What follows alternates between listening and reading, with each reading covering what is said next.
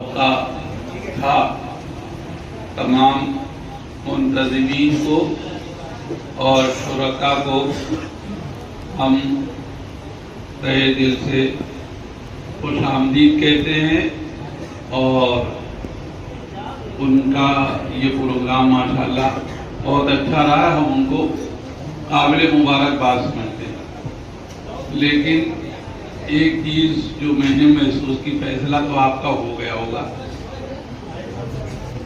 جو تحریر میں نے اور بات غالباً دیکھی تھی کہ دوپہر میں پتہ نہیں لوگوں نے کس مجھے دکھائی تھی، تو اس میں تھا کہ اشعار کا تکرار نہیں ہوگا، جو شعر ایک مرتبہ کہا جائے گا وہ دوبارہ نہیں کہا جائے گا۔ میں نے اس سے پہلے جو مسابقہ ہوا اس میں اور ابھی میں دونوں ٹیموں کی طرف سے اشعار کا تکرار سنا ہے، یعنی اس سے پہلے کہ اس میں جو اشعار انہوں نے کہے وہی اشعار ابھی بھی کہے، یہ ٹھیک ہے، لیکن یعنی اس نشست میں اشعار کا تکرار نہیں ہوا، لیکن دوسری نشست میں تو ہو گیا۔ ہماری تیاری اتنی زور کی اور اتنے وسیع پیمانے پر ہونی چاہیے کہ پہلی نشست میں جو اشعار کہے ہیں بعد کی نشست میں وہ اشعار ہم کو دہرانے نہ پڑتے۔ تو آئندہ جب کبھی آپ کا یہ پھر مسابقہ ہو تو اس کا یاد رکھیں کہ ایک مرتبہ کہا گیا شعر اگر ہم آخری مرحلے کے مسابقے میں شریک ہوتے ہیں تو پھر اس کو ہم نہ دہرائیں۔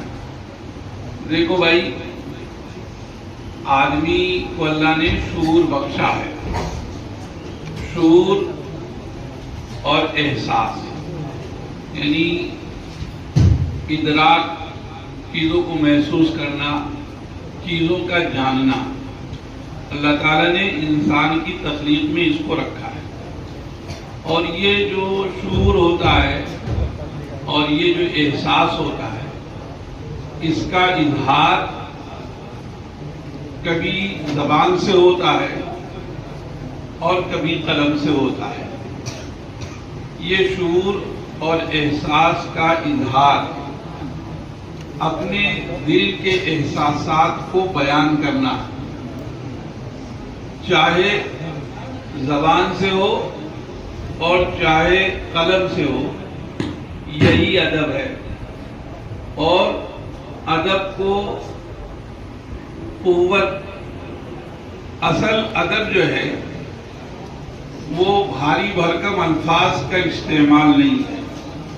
اصل ادب یہ ہے کہ معاشرہ، ماحول، گرد و پیش، اس میں جو چیزیں پیدا ہو رہی ہیں، جو تقاضے ہیں، جو حالات ہیں، ان حالات کو سیدھے سادھے نپے تلے الفاظ میں یا نپی تلی تحریر میں لوگوں کے سامنے رکھ دینا۔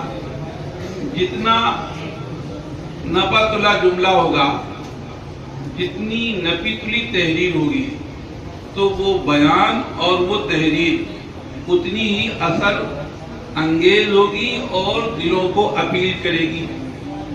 اور اگر آدمی کے بول لوگوں کو اپیل کرتے ہیں تو وہ کامیاب خطیب ہے، لوگوں کی تحریر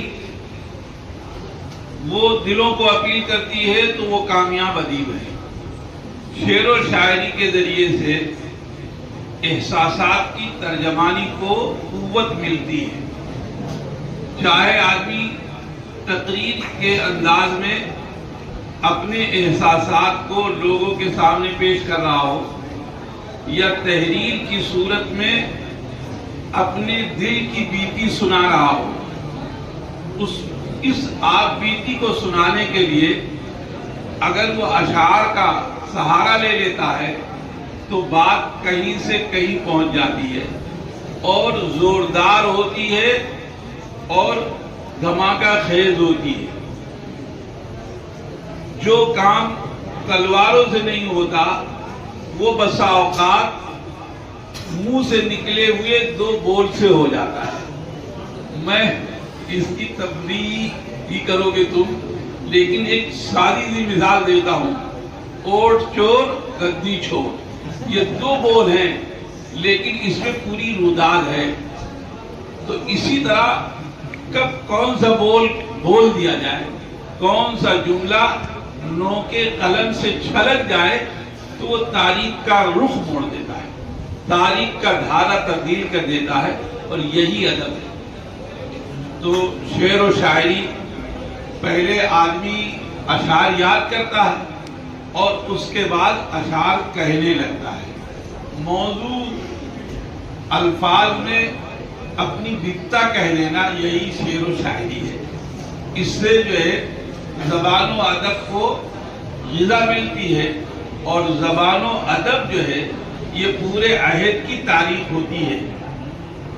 یعنی کسی زمانے کا جو ادب ہوتا ہے وہ اس زمانے کی ترجیحات، اس زمانے کی کون سی چیز قابل ستائش تھی اور کون سی چیز قابل نفرین، ان سب کی عکاسی کرتا ہے۔